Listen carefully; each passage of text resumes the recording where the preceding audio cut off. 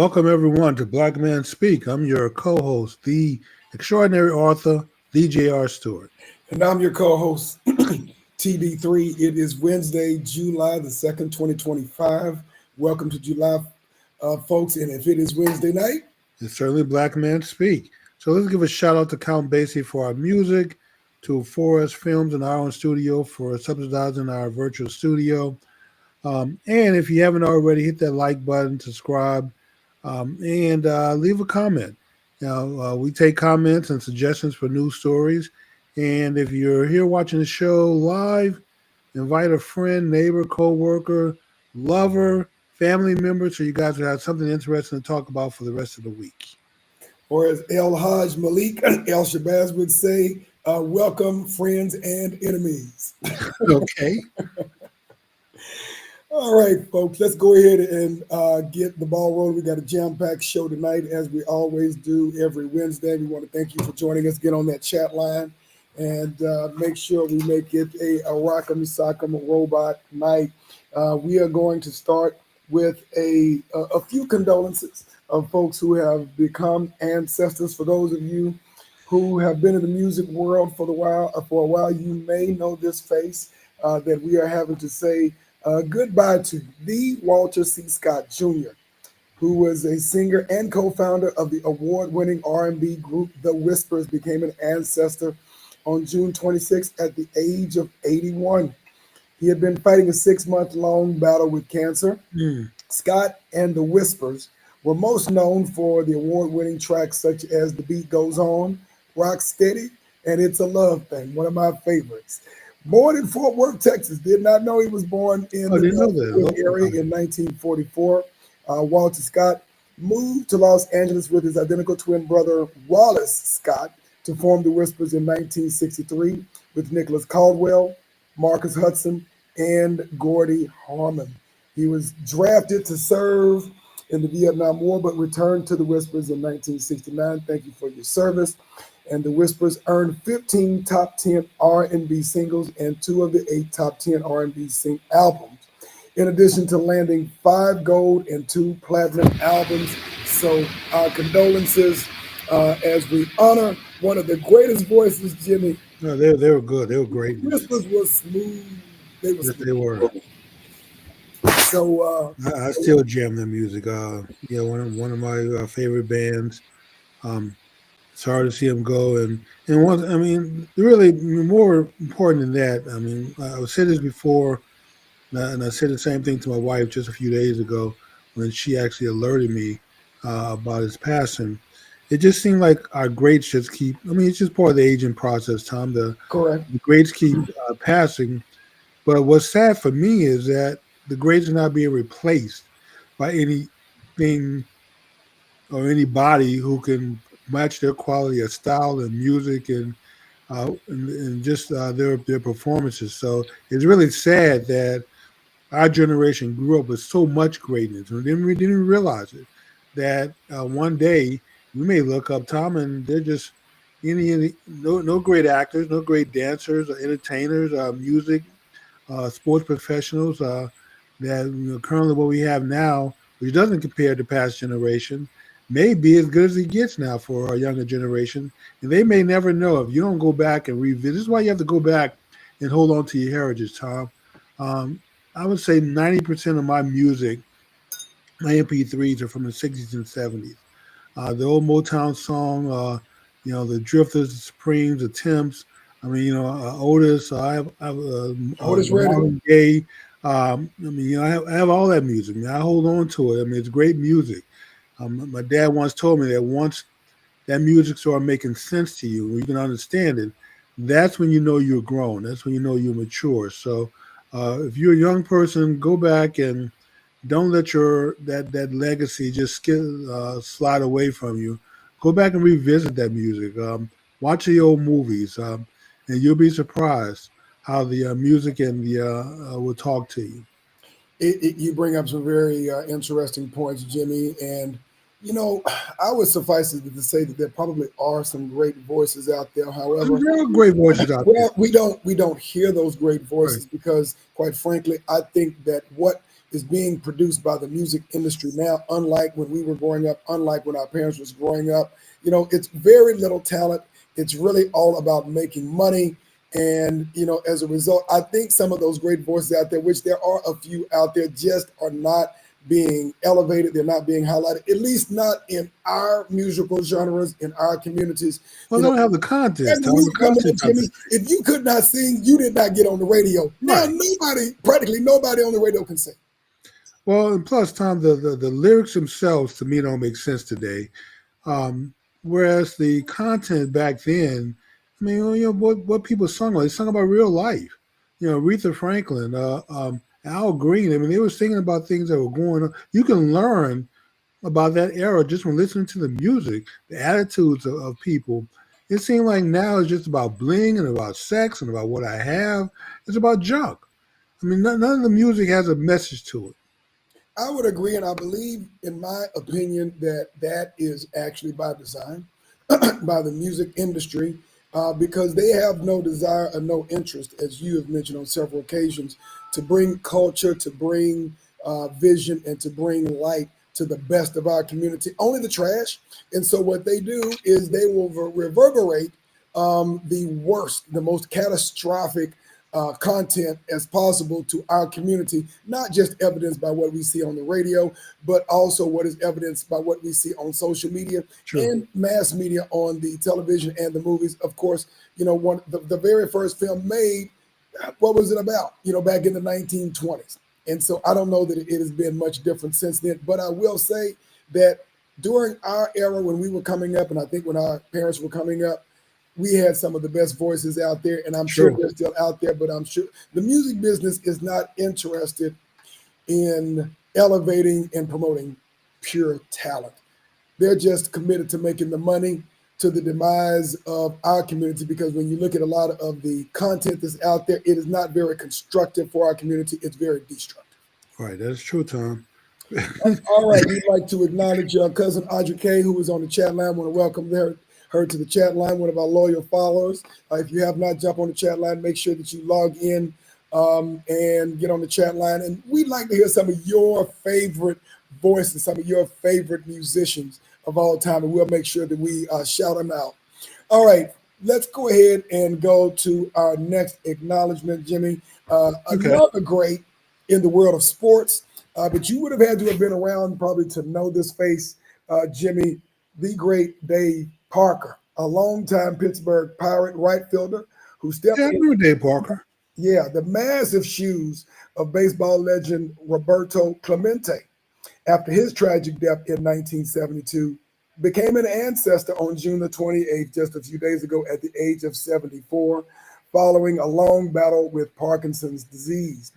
Parker, who went into the Baseball Hall of Fame this July after being selected in December of 2024, finished his career just shy of 3,000 hits, which is the typical benchmark for entering the Baseball Hall of Fame. However, his other accolades include a National League MVP, 2 batting titles, 3 Golden Gloves. Parker was the inaugural winner of the Home Run Derby in 1985, the year I graduated high school, which has since become the centerpiece of baseball All-Star Game festivities. I don't know if I did watch a little baseball back then, Jim, and I do remember Dave Parker. He had something to say. My 2 older brothers watched a lot of baseball. I didn't. I didn't care for it, but sometimes I was forced to watch it, Tom, because we only had one TV. And since they were older than me, I could probably could have muscled one of them, but not 2 of them. So that was a losing battle. And we had a lot more brothers in the game back then, and we had a lot more greats. It was a lot more entertaining. And so I was never a huge baseball fan because, quite frankly, we had a horrible team, the Texas Rangers, back then. We finally got over the hump and won that championship a couple of years ago, but it was a lot of hard years back then when we were coming up. Oh, yeah, that is true. Well, playoff baseball can be pretty exciting, but regular season baseball is like watching paint dry, man. Come on. I would agree. And you got 100 really and boring games, watching those 120 games, Jimmy? 162 games. 160. That's a lot of games to be out there But there are faithfuls that go to the games, sit out there and midday. We're not talking like just on weekends. I mean, they play during the week, so you got to take off from work or not have a job. And how they get 15, 20, 25,000 folks out there at those stadiums in the middle of the day. They're like, man, do these people work? I know it. So we will say our last hurrah to the great Dave Parker, and we'll take our hat off to you. I used to wear baseball caps, still wear them every now and again. And our condolences to those in the Parker family, the baseball community, those who knew and loved Dave Parker. So we will go ahead and move on. Those are our two condolences for the day. Jimmy, did you want to mention the late entry that we had discussed, or you want to wait until another show? We can give an update as to where they are now. I mean, we cover a lot of people, and until they return to the news, we generally don't follow up with them. But there's a young lady that we covered some years ago, a couple of years ago, and someone sent us an update, not an update, but sent us a link saying that we should possibly cover this story. But we've already covered the story. Correct, a couple of years ago. So if anybody has an update on this young lady, she was an Arizona State graduate, one of the youngest ever to be accepted in the medical school. She may still hold that distinction because I haven't heard anyone younger being accepted. But just wondering if, is she still in school? Is she finished school? Is she doing a residency at some hospital? If anyone has an update as to what's going on with this young lady. And her name is Alina Wicker. Yes, Alina Wicker. And we'll update the rest of it. We'll update everyone when we get new information. All right. One other thing, Tom, if I may take a liberty, my youngest brother, who's with the ancestors, died. No, he didn't die today. Today is his birthday. Okay. So just want to say a quick, shout out to David. So if you're out there, we're getting together this weekend to celebrate his birthday. Actually, all of my siblings' birthday. I decided to come up with what I call the one birthday, celebrate all our birthdays. So that way, we can all be together with my mother, whatever time she has left, and for the few birthdays that she'll get a chance to enjoy. So rather than trying to do 4 or 5 of them, we'll just do one a year for everybody. That is very nice, man. Just kind of doing a family thing, huh? Yes. So July 5th is going to be the first weekend in July, whatever that falls on. The first Saturday in July will be our one birthday celebration. So for me and my siblings until we're all dead. Gotcha. That is a cool thing, man. It is very important to have traditions in your family, man, to keep the oral and the historical traditions in place, Jimmy, because you just never know. And one other thing, Tom, last couple of months, I've been trying to grow a beard, man. This is all the hair I get. It's just aggravating. It doesn't really grow out just enough to aggravate me, man. But I'm going to go and give this up. I've tried a few times before in the past. Go ahead and shave it off, man. So you guys don't have to see my scruffy look anymore. I'm just not going to grow enough hair to actually have an actual beard. So I may as well just get with the program, Tom. So you're not gonna do the ZZ Top thing, man? No, man. This is it, Dom. This has been like 3 months, 4 months of growth, and it doesn't get any longer than this or thicker. It gets grayer, as you can see the grays, but yeah, it doesn't get any longer, man. Just enough to curve back into my skin and itch at night. Well, Jimmy, they have a lot of these products nowadays, man, that helps with the itching and the bumps and stuff like that come around, man. So you may have to check that out. Oh, okay. Get a fake beard, what you're saying? Yeah, they've got these solutions, man, that you just kind of rub into your face. Hair grow? I don't. You know what? I would be surprised. I would not be surprised if they didn't have anything like that, Jimmy. But I'd have to check that out. I'm okay with the gray. I don't mind gray, man. My father was a dye person. He didn't like his gray, but I like mine. I think it's distinguished looking. Gotcha. All right, let's go ahead and go on. We're going to do a small story. Then we're going to get to probably the biggest news of the day. The first one is a follow-up story, Jimmy. We actually talked about this last year. A Dallas County district judge has recently dismissed Texas State Attorney General Ken Paxton's lawsuit against the State Fair of Texas and the city of Dallas for gun restrictions that were enacted following the 2023 shooting that injured three people at the fairgrounds. Judge Emily Tobolowski granted the city of Dallas and Texas State Fair a summary judgment and dismissed the case at a June 24th hearing before it could go to trial. The judge had previously denied Paxton's request for a stay on the fair's ability to enact its gun policy in 2024 during the state fair. The ruling came a day after the 23-year-old gunman, Cameron Turner, pleaded guilty on June 23rd to 2 counts of aggravated assault with a deadly weapon and for carrying a weapon in a prohibited space. He will serve 12 and 10-year sentences concurrently. An appeals court and the Supreme Court of Texas had also denied Paxton's appeal to stop the gun restrictions from going into effect. The fair previously allowed attendees with valid handgun licenses to carry their weapon as long as it was concealed. The fair will continue to work with the Dallas Police Department and the fair safety team, along with active and retired police officers authorized to carry guns within the fairgrounds. Paxton's lawsuit alleged that the city and the state fair were violating state law and the Second Amendment rights of Texans by restricting licensed gun owners' ability to carry firearms during the 24-day event.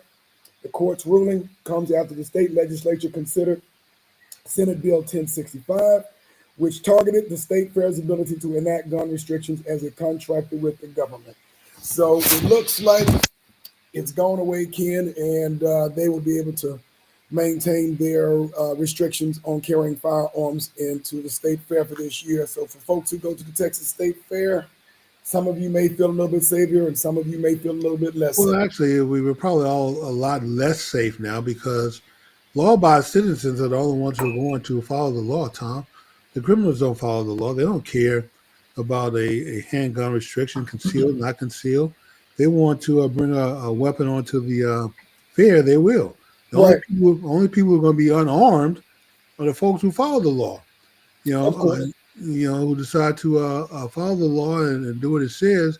And so the rest of us just going to be sitting ducks out there to the criminals yet again. Well, that's why they have those, metal scanners, man, to make sure that nobody's bringing stuff into the fairgrounds unauthorized. I don't know the last time you've been there, but when you go in there, they have those metal scanners, hand ones that are scanning people to make sure they're not bringing guns or knives into the fair.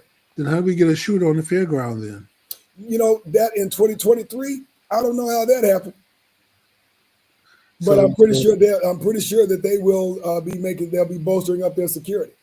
So our safety comes down to a minimum wage security guard with the metal detector, and the Dallas Police Department, who are licensed peace officers. So okay. Well, the ruling is what it is. So I didn't agree with the judge then. I don't agree with the judge now, but it is what it is. So no firearms at the fair park. All right, Jimmy. Now let's get to I guess probably the biggest news of today. We've been covering this sporadically over the last year, the Diddy trials, Jimmy, and it looks like the wait a minute. My failed attempt to grow a beard is not the biggest story. Is that what you're saying? We didn't know until today, Jimmy. We didn't know until today. We haven't been tracking that for the last year. Oh man, okay. You've only been growing it for like 3 months, right? So trying, yes. But the verdict is in the most highly publicized court case of the last year. Sean Diddy Combs was acquitted of the most serious charges involved: racketeering, conspiracy, and sex trafficking. However, he was found guilty on the prostitution charges. Prosecutors accused Combs of leading a criminal enterprise made up of some of his closest employees, alleging they used threats and violence to force Cassie Ventura and another woman who is called Jane to engage in drug-fueled sex acts with male escorts. Combs' lawyers argued that the sex acts were consensual and merely preferences. There will be a hearing next week to address the scheduling of Combs' sentencing. Bail, however, was denied. Denied, yes. Yeah, absolutely. He was denied bail after the jury found him guilty of 2 counts of transportation to engage in prostitution. The judge cited Combs' history of violence and past illegal conduct while explaining why he declined the release comes as he awaits You sentencing. know, it may not be that bad. The sentencing will come in a couple of months. He's already been in jail now for a couple of years, um, and this is a prostitution across state lines. Very seldom do people actually get charged with this crime or even convicted of it. It happens all the time, though. You have escorts who go to different cities, different events, for pimps who take their girls, women out to different places. So they're always traveling across state. Very seldom does anyone get charged with this. So it'll be interesting. I think the judge may give him the max, maybe 2 or 3 years, but he's already served some time. Correct. And you give him credit for time served, he may be able to walk out of prison or walk out of prison within a year. So, um, but And, anyway, I just knew the RICO charge wasn't going to stick because the RICO charge crime was designed to go after mob organizations. And Diddy by himself is not an organization. If he had 20 or 30 people that really, he was the mob boss and they did all their dirty lifting, it would be different. But it seemed like he did the dirty lifting. He had a lot of people around him. A lot of people quit because they couldn't stomach what the job entailed being around them. But for the most part, he was an organizational one. Nobody else got I charged. mean, I guess implication is, he has people who, did his dirty work, whether they were employees or other folks who were kind of a part of his entourage, of course, with all of these purported freak off parties and things of that nature. So you had a lot of folks who were doing a Oh, lot of but of these. course, threatening people, beating up people. I mean, he did that himself. Mhm. Said, I guess when his girlfriend found someone else to another boyfriend, he went and said his car. He did that. I mean, he did all the heavy lifting himself, and nobody else was charged. Like I said, if they had charged some other people, that was involved, then you could say y'all are a crime organization. But you only got one person here, the big Right. boss. Where are the captains, the lieutenants, the foot soldiers? I mean, where are they? Where are the charges against them? And you normally start at the bottom and start charging, and you get some of those to flip on the people who are behind the scenes that never get their hands dirty. And so that wasn't the case. So a RICO is going to be a very difficult charge for them to prove. But we know the freak off was about sex and hiring prostitutes and all kind of crazy activity. So you can find state charges, federal charges to get them on that, which what they did. Um, but generally, those are a few years sentences. I don't know what the guidelines call for. I think for transportation of a prostitute, I don't think there's a federal mandate, a guideline that says you got to sentence someone from this range to this range. So we'll see what the judge comes up with. But if it's based on other people who've been charged with similar crimes, they'll be looking at a few years in prison. And like I said, he probably get time served. If he gets 2 years, he'll get time served and walk. Well, I think it's pretty interesting because, a lot of time and energy and money has been spent on this case over the last year, for, to come out. And, I find it interesting, the timing of this, because it's not lost on some people, that, this has been going on for a long time. I'm not one of those people who is in the entertainment industry, but, these types of parties and some of the allegations purportedly, against him have been going on for years and decades. And, there was this case, not a case, but there was an issue that came up a couple of years ago with a business entity that he was screaming pretty loud about with his liquor brand and his liquor business that he was trying to elevate, and how they were kind of gagging him for his money. And then all of a sudden this comes up. So, we'll see what happens. We'll see. It could be coincidence, Tom, or it could be tied. That's why you got to be I careful. think Chirac is the name of. I forgot the name of it. Yeah, you got to be careful who you screw over or step on. Right. You never know. They may have some connections to be able to come back on you.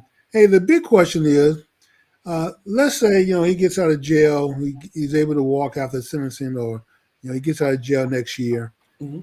Do you think this experience has changed him? Do you think we've seen the last of the freak off parties, and he's gonna They're probably still going on. They're just not his. What are you trying to say, bro? Jimmy, do you think You gonna say he learned nothing from this? do You you gonna go think back to the lifestyle? do you think the casting couch has been burned up all over Hollywood? No.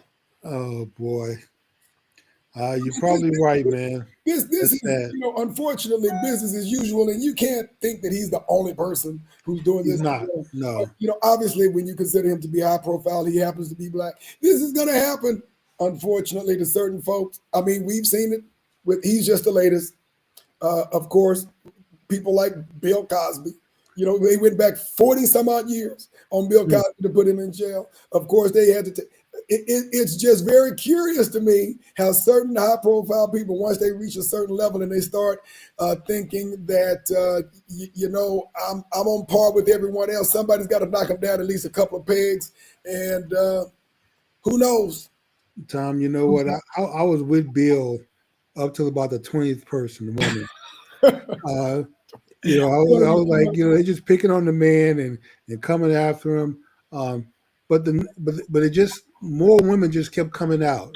Like and when it got to like 50, it was like okay, I'm sorry, Bill is just kind of a freak, but Bill should know better. Bill can hire women to have But sex with, you're right, Jimmy. But you take think about sleeping this. A pills, go lot to of this. sleep. If I, you're into that kind of thing of having sex with women as they pass out, just hire professionals, to do that. Don't go out here fooling with women off the street, and they're not even good looking women, some of them, and drugging them, to do these kind of things. So well, this is my thing. The, look at how many years they went back in order to bring Bill down. Number one. Number two, when you look at when this happened, this was only a couple of years after he tried to buy NBC. Literally a couple of years after he tried to buy NBC. I guess somebody said, "Okay, you think you got money, and maybe you got what they call FU money, but there's something that you're not going to get your hands on." And so within a couple of years after that, just like this Diddy thing, after he was going after these folks with this liquor brand, this happened very quietly. Bill Cosby was trying to purchase NBC. I'm not defending anything that Bill may have done, but I will suggest this much. It's just interesting the timing when some of these folks get taken down and taken out. well, that's true, Tom. It doesn't justify what Bill did. It doesn't. No, I mean, that's he not did a my point great at all. harm to all these women And Jimmy, involved. do you think if all of these women allegedly looked like Bill, that he would have even been pursued? So, but if you have dirt on your fingernails, you've been out there crawling around the dirt, and you're not a pig, you need to be careful. Especially when uh, people know of what you've done. So there may be some powerful people who may decide to bring you down, leak your information to just the right people, and before you know it, you're being investigated.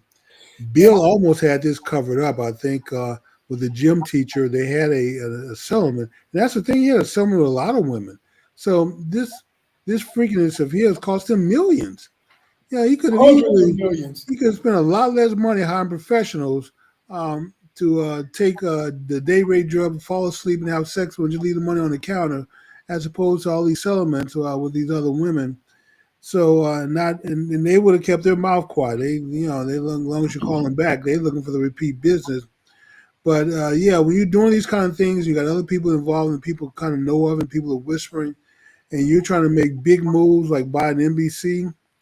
Yeah, you need to be careful. You need to make sure that you're squeaky clean, because there may be some people who don't want you to buy NBC. That may be way too much. That's too much power. For those of you who watched X, when El Haj Malik El Shabazz, we'll call him Malcolm X for those of you who do not know his name that he changed his name to, and when they were outside the precinct at the police department, all those, he had the brothers from the Nation who were there.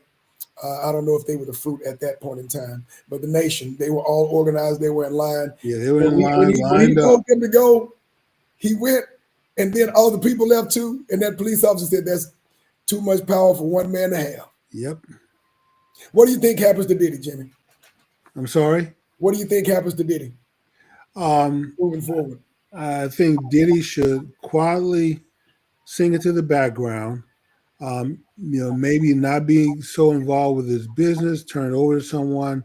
And I know he has a lot of different business ventures. So just go and enjoy your life, man. If you really want to make a minute, do a Michael Vick. Do some PSAs, do some volunteer work at some rape shelters, make some commercials.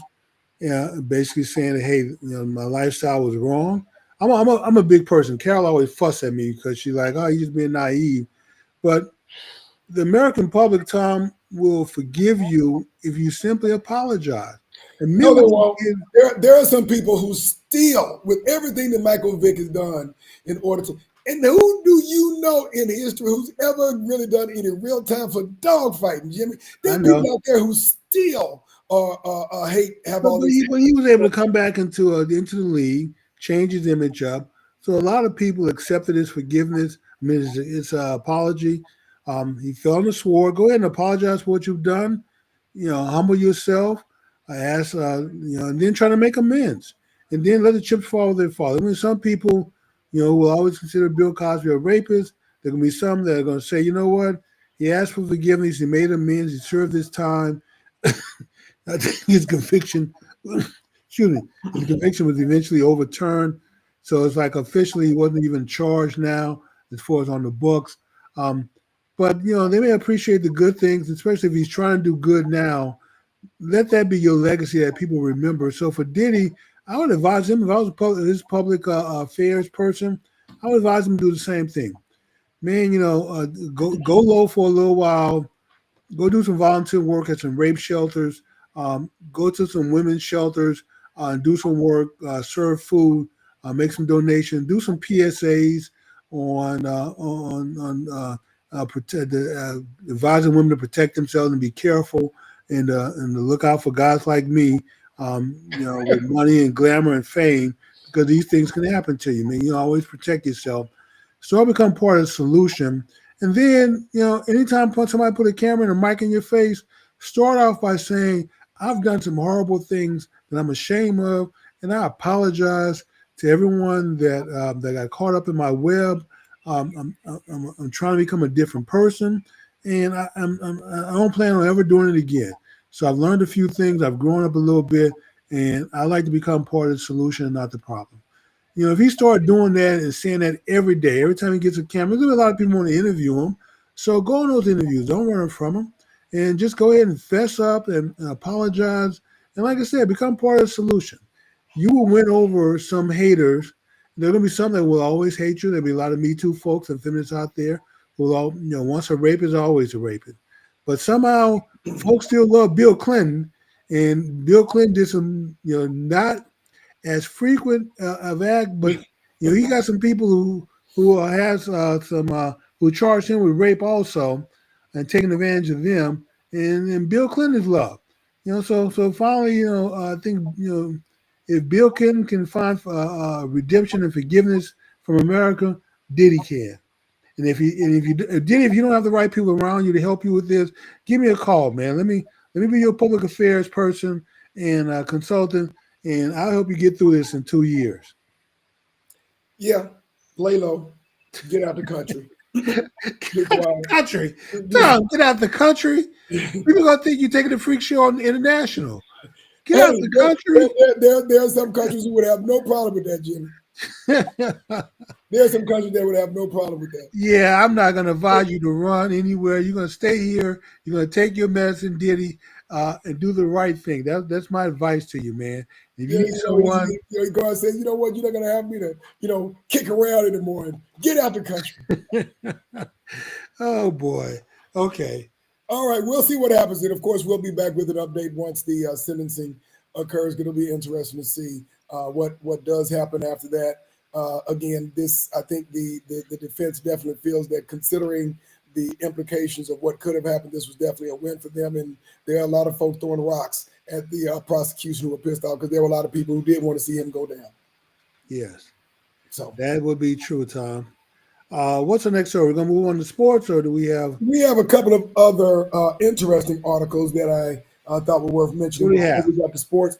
North Texas man recently. This is actually a follow up or an offshoot to some what we've talked about in terms of the Roe v. Wade conversation that we've had in the past. But a North Texas man was recently charged with capital murder this month after he allegedly slipped his girlfriend an abortion-inducing medication and caused a miscarriage, marking the first time a murder charge has been brought in an abortion-related case in the state of Texas. The case tests a new method for reining in abortion pills by threatening to prosecute individuals who provide them with a severe criminal charge while advancing the long-standing legal provision that defines an embryo as a person, which could raise serious implications about the legality of fertility treatments. According to affidavit filed in Tarrant County by the Texas Rangers, a 39-year-old Justin Anthony Banta put mifepristone, I don't know how to pronounce that, mifepristone, an abortion-inducing medication, into cookies and a beverage that he gave to his pregnant wife. Banta had previously asked her to get an abortion, which she did not want to do. A day after drinking the beverage, the woman miscarried. The Tarrant County DA's office, which decides whether and how to prosecute this case, has not brought up formal charges yet, but before Roe v. Wade was overturned, a fetus was not considered a person constitutionally. If Banta is convicted, however, and fetal personhood is established, it could implicate a variety of issues, including whether IVF or in vitro fertilization is still legal, because it involves destroying unused frozen embryos. Over the last year, state leaders have focused on trying to block the flow of abortion-inducing medication into Texas, which, of course, it is illegal. The demand for medication spiked 1,000% after Texas outlawed abortion. The Texas legislation tried and failed to pass a bill that would have imposed civil penalties, otherwise money, on those who distribute abortion-inducing medications. Since Roe v. Wade was overturned, a person in Texas who helps a woman obtain an abortion has been liable not only for specific abortion charges, but now more serious charges like capital murder for their role in ending a pregnancy. Okay, Tom. So if you look at the law as a whole, case law evolves over lots of different cases, like our Miranda rights. I mean, we didn't just wake up one day and decide that we need to read criminals their Miranda rights. I mean, these cases were hundreds of cases over many, many decades that evolved into what we call the Miranda rights. You have the right to be silent. You have a right to an attorney. If you can't afford one, want to be appointed for you. So we've heard these rights issued out, but it took a long time for that to evolve out. This issue of abortion is going to be one of those also. So the law is going to keep chipping away, and there'll be states like Texas and Florida.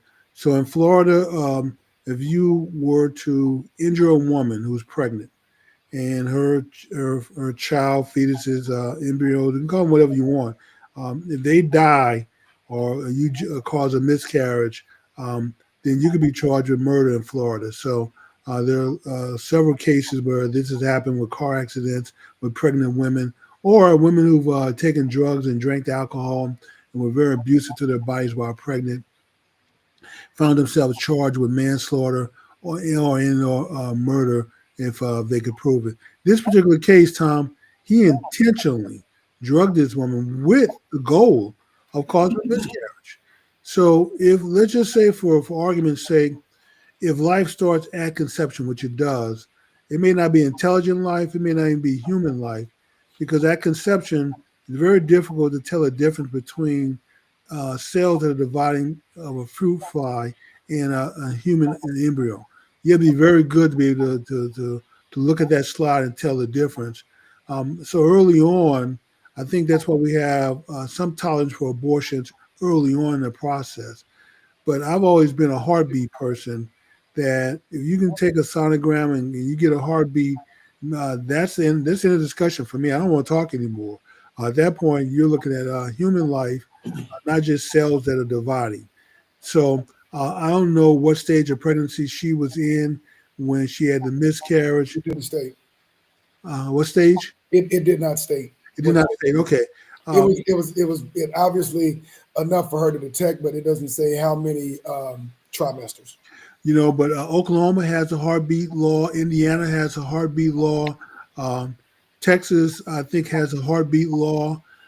So I will be. I don't know all the details of the case. I'm gonna go look it up after the show. But if I had to guess, Tom, take an educated guess, I would guess that this was 6 to 8 weeks, and that there was the detection of a heartbeat, which is why they're going for murder. If it was earlier in the before there was a heartbeat, and it was just a little clump of cells that she went to the bathroom and discharged, it may not be as serious. But if she was at a point where her baby had a heartbeat or a sonogram, and this was detected, and he gave her the abortion medicine, drugged her to take it, and she had an abortion, then I can see that being not just murder, but time of capital murder, because you had to plan this out. You knew what was going to happen. It wasn't like you accidentally killed this baby. This was your. What is the current legal definition of a heartbeat? Tom, I guess when you can put a stethoscope on the not in this case, but a sonogram, they can detect it from sound waves. But at the point that you get an electrical charge and that heart starts beating, this is pretty much over for me. There's no more discussion. I can't be tolerant anymore. I can be tolerant up until that point. So I would suggest for women who get pregnant, don't want to be pregnant, please go early, get your abortion if that's what you want to do, terminate your pregnancy. Do it early. Do it as early as you possibly can. As soon But as you there is no termination now, right? At least in the state of Texas. not in Texas, no. And now they are the. Well, I take that back. You can perform an abortion, but you run the risk of being sued by anyone in the public who wants to file a lawsuit against you. So basically, they'll bankrupt you. It's a state thing, but in the state of Texas, abortion is illegal. Well, not illegal, because there's still some provisions that in the first trimester that federal law still allows it. But what Texas did was they opened the door civilly, that if you perform an abortion, that anyone in the state of Texas who's offended by it can sue you. And basically, you'll just be stacked up with lawsuit after lawsuit and get sued out of existence. Interesting. So you can make whatever decision you want to, your free will. So, but if you intend on staying in Texas and practicing, you may find yourself in worlds of trouble, not being able to get insurance. And plus, I think there's so many other requirements of having to have to be accepted at a hospital for emergency purposes, especially if you have a clinic, like Planned Parenthood does. You have to be so much distance from a hospital. Because what I'm seeing here is saying abortion is in Texas is illegal in nearly all cases. Texas enforces a near total abortion ban triggered by the 2022 Roe v. Wade being overturned. Abortions are only allowed to save the pregnant woman's life or prevent substantial impairment of a major bodily function. There are no exceptions for rape, incest, or fetal abnormalities. I thought that got overturned when the Texas passed that. Oh, okay. Well, I guess maybe they reversing their stance now. Okay, that's why you got that 1,000% spike in those, those drugs being coming into Texas that they're trying to stop as well. All right, Jimmy, let's get to it. We'll keep tabs on that because that will be a very interesting case. One more quick story before we jump into it, and this one probably is going to be something that we'll need to track. Texas' new law requiring public schools to display the 10 commandments in classrooms is facing a legal challenge. 16 parents of various religious backgrounds represented by the ACLU of Texas and religious freedom groups argued in a new lawsuit that the law is unconstitutional. The ACLU sued in federal court in San Antonio against Austin, Houston, Fort Bend, and Plano ISDs. Critics say the law injects religion into states' public schools, attended by roughly 5.5 million in the state. Senate Bill 10, which requires 10 commandments be displayed on a poster sized at least 16 by 20 inches starting in September. Greg Abbott signed the bill in late June, the day after the 5th U.S. Circuit Court of Appeals found a similar law in Louisiana unconstitutional, by the way. Supporters argue that the Ten Commandments and teaching of Christianity broadly are vital to understand U.S. history. I don't know about that. A controversial message that has surged in recent years is part of a broader national movement to undermine the long-held interpretation of church-state separation. In the lawsuit brought by the North Texas parents, the plaintiffs, who identify as Christian, interestingly enough, said the law was unconstitutional and violated their right to direct their children's upbringing. Another North Texas plaintiff, a mother of two, is worried she will be forced to have sensitive and perhaps premature conversations about topics like adultery with her young children, and also does not desire that her minor children be instructed by their school about the biblical conception of adultery. Yeah, I disagree with this rule, and I always have. I think we've taken this principle too far. That when you look at the history, Tom, when the Catholic Church of England split off from Rome, from the Vatican, whoever the king was or queen got a chance to appoint the who's going to be over the new head of the Catholic Church in England. And so when the framers of the Constitution were writing this is what they wanted to avoid: the buddying up of the king and the Church. And the church together, because the church had a lot of power. Still does. It still does, but our government, our president, our leaders of government, we don't appoint anyone to be head of any church. We don't single churches out. We don't, necessarily buddy with them in that particular sense. So there's really nothing to protect. I think, but we do give them money. We give them tax breaks. There's some programs where churches are just more efficient at feeding people and helping people. They don't have all the bureaucracy and the overhead. Where it makes more sense to give them a grant to feed the hungry or provide housing or a shelter, because they can do it more efficiently than the federal government can. But here's the point. The Ten Commandments is not just a religious document, Tom, it's a historic document. This would be, to me, this would be the same as the principles of Seneca or Marcus of Aurelio or Confucius or Buddha. And there are many religions that have major religions have certain principles that they live by. And they publish those documents in school, so what? But they are requiring public schools to publish these documents, but only the Ten Commandments, which is a Christocentric religious philosophy. And obviously, this country was founded on something we call religious freedom, which means that everybody does not have to be prescribed to a specific religion. But at the same time, they are saying that you have to require that you have that particular religion's principles plastered in every public school. You know what is interesting to me? I can go into any high school just about who's decently funded, and I can find the historic principles if I wanted to in some books. I can find writings of Confucius or Buddha, Correct. on Hinduism.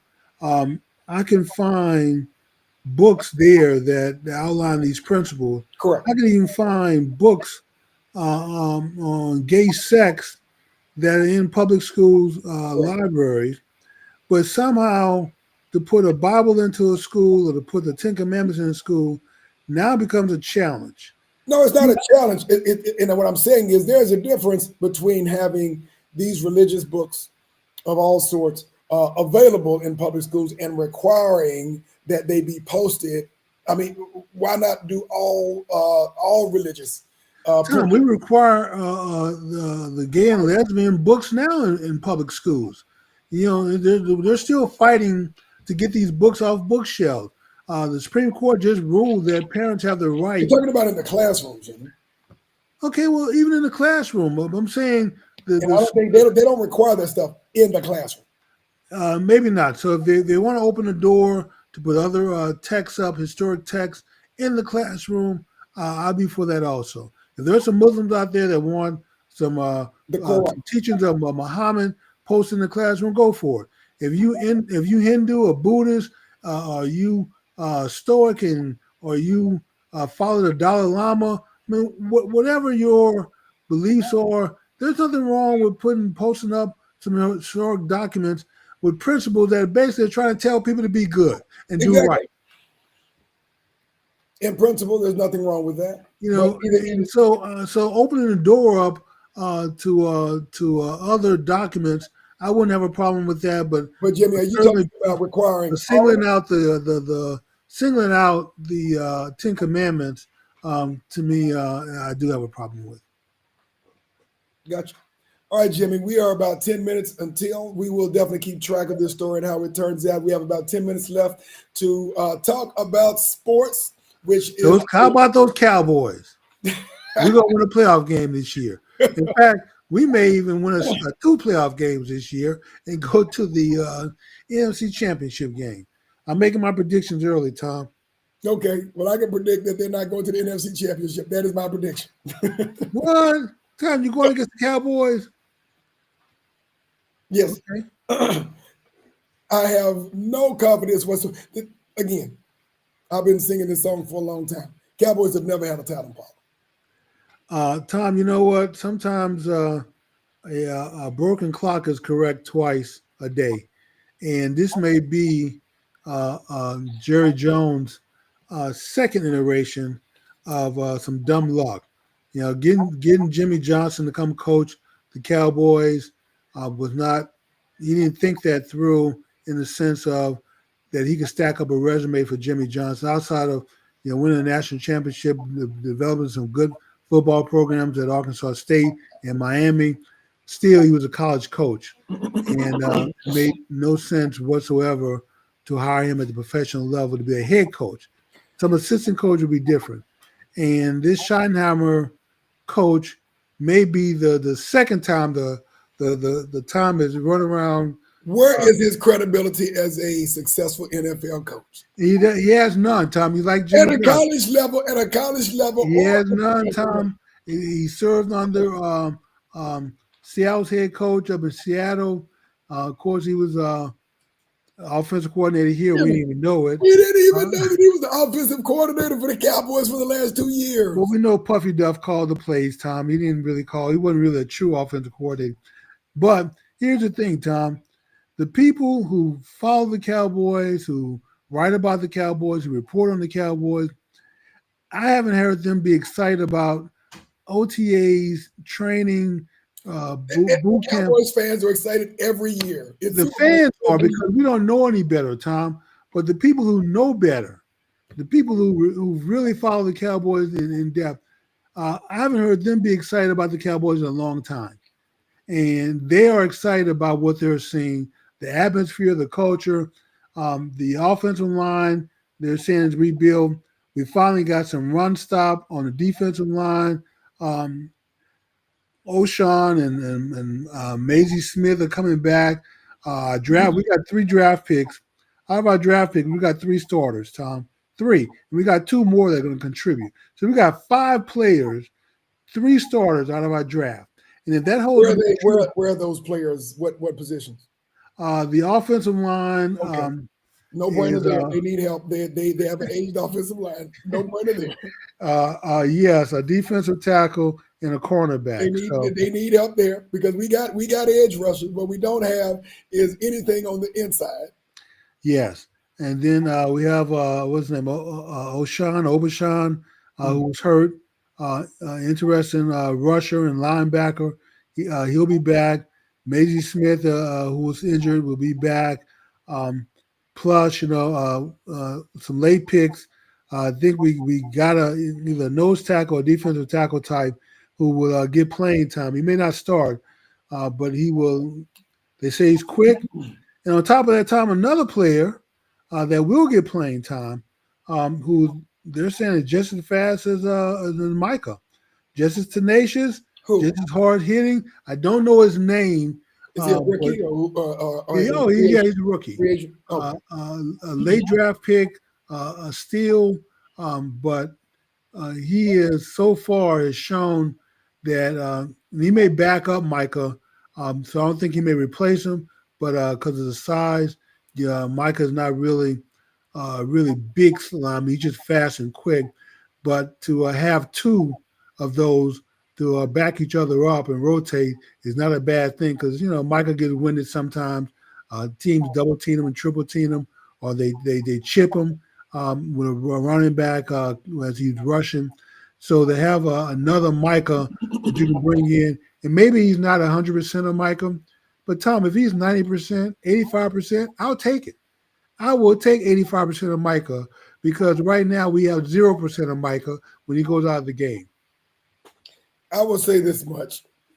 The Cowboys, whatever level of talent that they have, in order to get to a conference championship, much less get to the Super Bowl, you've got to have more than talent. You've got to have coaching and you've got to have culture, neither of which the Cowboys have. Maybe Brian Schottenheimer can do this year what he's never been able to do in all the years that he's been in the NFL and being under the umbrella and tutelage of his father, Marty Schottenheimer, who was a very high-level caliber coach who was very successful in the NFL. But the Cowboys got to get out of their own division, which includes the Super Bowl champion Eagles, who at a bare minimum are par coming back, and the Commanders, who are a much better team and who, quite frankly, have a better quarterback. We are going to find out, Tom, because we've upgraded the wide receiver position. Okay. We have some running backs, but game but one. To your point, Jimmy, Dak got to throw to him. Okay, week one, we have Philadelphia. So we're getting ready to find out very quickly whether Schottenheimer has changed the atmosphere. Now, keep in mind, Jimmy Johnson. How is Dallas going to stop Philadelphia's run game? Jimmy Johnson, new talent. He drafted players and Jimmy did. I'm talking about Brian Schottenheimer. Okay, well, we'll see what Brian can do. But some of the players Brian has picked up so far seem to be part of that, changing the mindset and getting guys to play above their head. So bring it on, Philadelphia. The Philadelphia Chicken Heads. We're not afraid of y'all. Or the Commanders. Or the Commanders. So we're gonna I'm putting the Philadelphia Chicken Heads and not the Commanders, Tom. They're the Washington followers to me. They're not commanding anything. We're getting ready to be back in charge of this division. And like I said, come playoff time, we're gonna win that first game, and there's a very good chance we're gonna win the second game and go to the NFC Championship. I will say this much: the Cowboys will be struggling to get a wild card position because they will not be winning the division. And if they do, and they happen to play someone from the NFC South, like the Tampa Bay Buccaneers or the New Orleans Saints or something like that, yeah, they might win a game. But if they got to go through the 49ers, who has a coach, the Commanders who had again, you're talking about the 49ers who won 6 games last year, that 49ers? Yeah, say it. 6 games, Tom? The Cowboys can't even beat them. Huh? The Cowboys well, you know what? Let me back that up because they just traded their number one. I want to make sure we talk about the same San Francisco 49ers. I would agree. They had a lot of injuries, but I will back off of that only because they traded their number one receiver, and I want to say it was to the Seattle Seahawks. And so he was like kryptonite to the Cowboys. You know who I'm talking about. I cannot think of his name, but he was the dude that was the receiver / running back who just used to run over the Cowboys. Okay. Well, all those running over days are gone. They might beat the 49ers because they traded their best receiver / running back. And Tom, further into the season, and Brock Purdy. I'm gonna be. I save these shorts, and this is gonna be a short for us. This is gonna be more memorialized. I'm gonna save it to our short list. Okay. And we are going to replay these predictions come December when it's playoff time. And what I'm telling you is the Cowboys may be able to get through one game in the playoffs, but when it comes to an NFC championship game, no thank you. Okay, we're going to win the division. Okay. And we're going to win that first playoff game. And if we don't unless we have some major injuries or something, we're going to win that second playoff game. Everybody has injuries, Jimmy. We may not go to the Super Bowl because we may not win the NFC championship at that time because, those Detroit and Minnesota, they may turn to be very good in the North. The 49ers may rebound. The Rams out in the West. I don't put any hope on the South. No. So we'll see what happens. They may be the NFC South team. I can see that. So and then but this is our rebound year. Okay.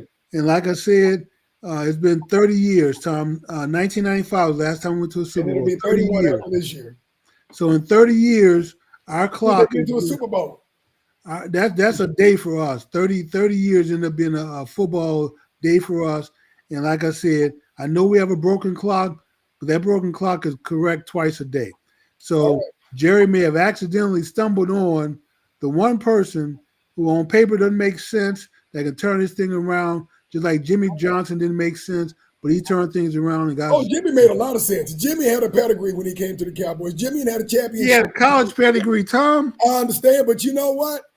They have been hiring. I mean, How many college coaches are I'm making it just to the saying this much. pros? Jerry did something back then that owners are doing now, bringing innovative talent out of the college ranks. Like To who? Nick Saban, most like winning college coach with 5 or 6 championships, and he's still sitting on the sideline. Nobody's hiring him. Nick Saban is a reach. I mean, he's Nick Saban. Nick Saban knew where he was great, and that was in college football. We're not talking about him. But most of the new young coaches are coming out of the college ranks, They bringing coming in as assistants. Tom, they're not coming in as head coach. We may have maybe 1 or 2 experiments out there, but for the most part, very successful college coaches go to other college programs. They're not coming into the NFL. I will say this: I'm not a fan of this team at all, but I would say within the next year or so, watch out for the Chargers. Well, all you got to do is come December when I'm correct. Because Harbaugh has a pedigree, and I'm not the biggest Harbaugh fan, but he's got a pedigree. He knows how to build a team, and he's rebuilding the Los Angeles Chargers. Tom, there are some coaches out there that's all they know how to do is rebuild good teams. But we've had that. The Chargers are horrible. We've had some decent drafts. We've had 3 12-5 seasons. So we know how to build a decent team, but we don't know how to build a great team. Harbaugh is one of those coaches that can build a good team. And Jimmy Johnson knew how to do that. I don't think that was. We didn't know that, Tom. We knew he could do that at the college level. We didn't had no clue that he could do that. His first season was 1-15. His second season was he won 7 games. His second season, I think, it was 7-9. And he was 11-5 his third season. It wasn't until season 4 they went to the Super Bowl against the Bills. So it took him a little while, but on paper, college paper, he was great. NFL paper, none. He had a ring. He did have a ring. Yeah, that's true. He did have a ring, but there are a lot of college coaches out there that have rings that don't qualify them to be head coaches of a marquee team like the Cowboys. Agreed. I can see if you were a scrub team like the Jets or like Green Bay used to be at time. If you were one of these the Cardinals before they turned things around, Tampa Bay now. If you're a scrub team, I can understand. Go out and hire one of these college coaches with a ring and see what they can do. But that's generally not the norm, Tom. We will definitely see what happens. Sports announcers who some teams are making head coaches. I'm sorry, repeat that. I said you have sports announcers that are becoming head coaches. Yeah, we got announcers who are becoming cabinet members too. But over these college coaches. So I let you know that nobody's chasing down college coaches to give me head coaching jobs. Well, I will say this much, to your earlier point in terms of scrub teams who have some upside. I want to give a shout out to my former Aggie classmate and All-American football player Aaron Glenn, who is the head coach of the New York Giants. He is one of those guys who is playing on house money right now. I'm not saying that they're going to the Super Bowl the next 3 years, but I just wish him the best of luck in rebuilding that underperforming New York Jets franchise for as long as we can remember. I hope you do well, my friend. The Giants used to have championship in their DNA. They don't anymore. They're doormats. They're going to be doormats for some conceivable future until they get a new GM, maybe even sell the team and get some coaches in there who really want to win. Scheinhaber wants to win. He has attitude, Tom. And like I said, everybody's salivating who follow the Cowboys because they said this reminds them of those 90 Cowboys with Jimmy Johnson. I've heard that before. Yeah, the atmosphere. No, I haven't heard it. I haven't heard it in 30 years. To be compared to Jimmy Johnson and Abbott, nobody's been excited around him for a very long time. But now people are excited. So let's just hope they're not lying to us to sell magazines or ads on their newspaper spots. But come the first week, we have Philadelphia. all the answers, everything will be revealed at that point. And once we beat the chicken heads and put notice to the NFC East, I think, Tom, you may owe me an apology come this December. Okay. Well, that's what we need to talk about is in December because that's when the Cowboys usually tank. And as penance for you being incorrect, all you got to do is shout, "How about those Cowboys?" All right, Jimmy. It's on record. All right. We need to close out, Tom. We've been a little bit over. That's okay. All right. I'll give you the last word. All right. We want to thank everybody for joining us this evening. We hope you enjoyed the show. Make sure that you share this information with those who would benefit from it. We want to acknowledge a couple of folks who jumped on the chat line. Brother Gregory Harrington, who shouted out Brian McKnight as his favorite vocalist. Cousin Audrey K, her favorite vocalist is Franklin Beverly from The Maze. Oh, happy birthday to Cousin Audrey K. Her birthday will be on July the 5th. Happy birthday. Yay. So happy birthday to her. And we've got Brother Frederick Roberts. Thank you for joining us as well. He is predicting that Diddy will get 0 to 10 years. Okay, that's a large range, but okay. And let me see here. Quantity by 2 lesser charges. Was found guilty on 2 lesser charges of transportation of former girlfriends for prostitutes. What the hell? Okay. And let's see what else we got. Oh, we had quite a few things on here. Let me see. How do we miss the chat line, Tom? Oh, I did that. Okay. Let me see here. Brother Roberts Puffy's lawyer ought to sue Cassie to get out of the court settlement money back, not dismissing what he did to her. But they had an agreement, and Greg he said, "Isn't that illegal?" Well, you know, and he said, "Jimmy," he said, "Okay, Brother Roberts, Jimmy, I agree with you. He needs to chill and learn from OJ's actions." He's talking about Diddy. I told him to leave the country, but okay. But you know, Bill had an agreement too, an NDA with his accuser. You know, and she testified against him. He need to go get his money back. Yeah. Let me see here. What else we've got? Miss Tanya, I don't think they want their kids coming home reminding them of the commandments. That was referring to the lawsuit by the ACLU. They're breaking a part of the 10 commandments. Cousin Audrey K, it is contingent on overall health and consistency, although I'm a who that girl. Talking about football. Of course, you know, staying healthy is everything. And happy birthday to Cousin Audrey K.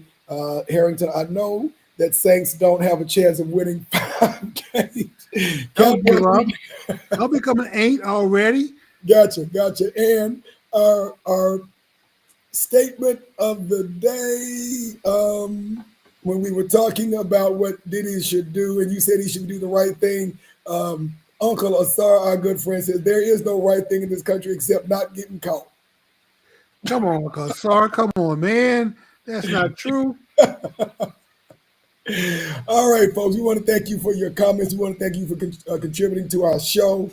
Great comments. We'll make sure that we get those earlier. Usually we don't get that many comments, but I had to shout y'all out on all the comments. I want to thank you very much.